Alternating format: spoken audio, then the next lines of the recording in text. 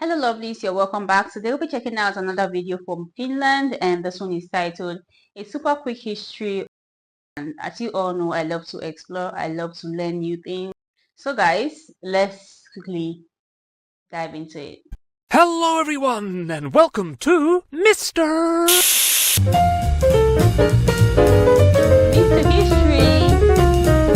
This is Europe, and here is Finland. Now, let's finish what we've started, shall we? Finland is sometimes poetically called the land of 1,000 lakes. It actually has over 100,000 lakes, and is also the most forested nation in Europe. People first settled in this wooden and watery world with the expiration of the Ice Age. Hunters and foragers who lived in shelters like this. With the shadowy ages of stone came the standard structures of mystery, whose purposes remain unknown. Now, while most of the languages of Europe are related, the Finnish tongue is one of the few unrelated ones, commonly believed to have originated around the Urals in what's now Russia, and spread westward in ancient times. So the people went from a Bronze Age into a long Iron Age, and may have been described by the Roman historian Tacitus, who mentions a northeastern tribe called the Feni, and then proceeds to give a most unflattering description of them, basically stressing how barbarous they were compared to Romans. Anyway, Finland split into separate tribes, the so-called Finns proper, the Karelians, and the Tavestians, and yes, they did wage incessant war on each other. Now, what would have happened if Finns had been left to battle and develop among themselves, we will never know, because the Swedes began poking about Finnish regions even before the Viking Age kicked off around the 8th century. Finland was an important link in the fur trade and commerce between Sweden and Russia, and, surprise, surprise, by the 1100s, Finland was being battled over by both Russia and Sweden. The Swedes, with the blessing of the Pope, launched a number of crusades and expeditions into Finland, all through the 1200s up to 1323, and became the masters of Finland. Swedes began moving in and moulding the region in their image, which included Catholicism and castles. So the centuries passed and the Finns mostly remained a poor peasant people ruled over by Swedish nobles. But the churches remained Finnish, and in the 1500s a Finnish clergyman called 𝐋𝐈𝐊𝐿 not only spearheaded the Finnish adoption of Lutheran Christianity, but also became the father of the Finnish written language, translating the New Testament into Finnish in 1548. But Finland was still part of the Swedish Empire, and was therefore compelled to fight in Sweden's wars, and truly dismal times arrived in the 1690s, when the weather decided to be extremely cold, and the relentless frost meant less crops, which meant less food, which meant 1/3 of the Finnish people starved to death. Sweden, meanwhile, lost its status as a great power after its king, Charles XII, failed to defeat Russia. In 1809, Finland was officially taken over by Russia, and was made an autonomous Grand Duchy. Tsar Alexander I treated the Finns well, not infringing on either their faith or their rights. And Finland started to do pretty good, and there was almost no involvement in war. The population grew, and after the city of Turku burned down, the fire started in the house of a man named Helman. Helsinki became the capital, and a majestic neoclassical cathedral was built. Meanwhile, Finnish artists and intellectuals were promoting Finnish culture and identity, going among the peasants and collecting folk tales and songs and stories of the Finnishness of yore. Elias Lönnrot compiled what would become the country's national epic, the Kalevala, which is truly a... Oh my god. This is actually a beautiful history. I know Finns to be fighters, and I am so glad to be seeing this. I'm so glad to be learning new things, to get to know new things about Finland. I mean, one of the things I admire so much about Finland is their nature. They have, imagine a country having more than 1,000 lakes. That is so beautiful. Like, just imagine yourself being there. You have a lot of things to explore, a lot of places to go to, and they are amazing people. Above all, they are amazing people. I've learned that they are so welcoming, they are beautiful people. I keep on learning on a daily basis when I have the opportunity to see and know what these people like, how they have been, how they've been coming. And this is another video that I've come to fall in love with, and I'm still going to see this over and over again. Let's get back to it.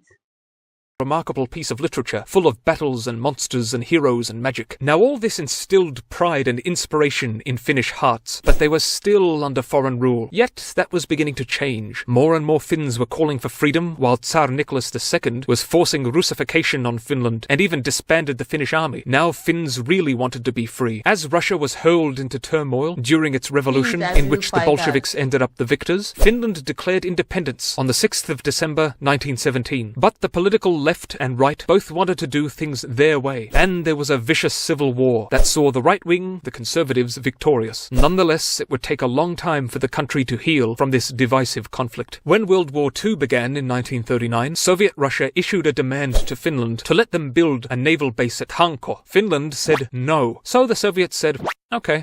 And then they invaded, and thus began the Winter War. The Finns were outnumbered and far less equipped, but still utterly humiliated the Soviets by holding fast and fighting more effectively than anyone could have imagined. It was as if the collective Finnish soul arose with all its might and said, after all these centuries, enough! We're free and we're staying free! But the tenacious Russians pushed on, harder and harder, and the Finns could not take much more, and had no choice but to agree to the terms of the Moscow Peace Treaty, which saw Finland lose these bits of land. War resumed the following year, first allied with the Germans, then against the Germans. Finland succeeded in retaining its freedom, but tens of thousands had died to keep it so. After the war, Finland quickly recovered. May the soul of all the departed soldiers rest in peace. And even, this is really an emotional video. Finland, Finns, they are fighters, they are warriors, they always overcome, okay? And I'm just so happy to have realize that every 6th of December is Finland Independence Day. I love this. I have learned this now, and I'll put that into, I'll write that down. Okay, this is really nice. Every 6th of December is Finland Independence Day. Please confirm that for me, because sometimes these videos can be funny. Please let me know, is that right? Every 6th of December, Finland Independence Day. Is that right? Let me know on the comments, please. Let's get back to it. Industries got up and running, reparations were paid, and there was lucrative trade with the Soviet Union, and the country grew prosperous. With the fall of the USSR and the early 1990s recession, Finland had to readjust its economy and shuffled closer to Europe, joining the EU in 1995 and investing heavily and successfully in high-tech and electronics. And there was a time in the early 2000s when just about everyone had a Finnish phone, a Nokia. In 2008, the politician and 10th president of Finland, Martti Ahtisaari, won the Nobel Peace Prize for General Planetary Peacemaking. Today, Finland is a rich, happy nation. The UN says it is the happiest nation, ranked very high in the Index of Human Development, and millions of tourists travel there every year, and who can blame them? Finland, which has given to the world so bountifully in science, in literature, in music, and in sport. Pretty impressive for a country with an annual air guitar championship. So that's it for Finland, and that's all from me for now. Bye-bye!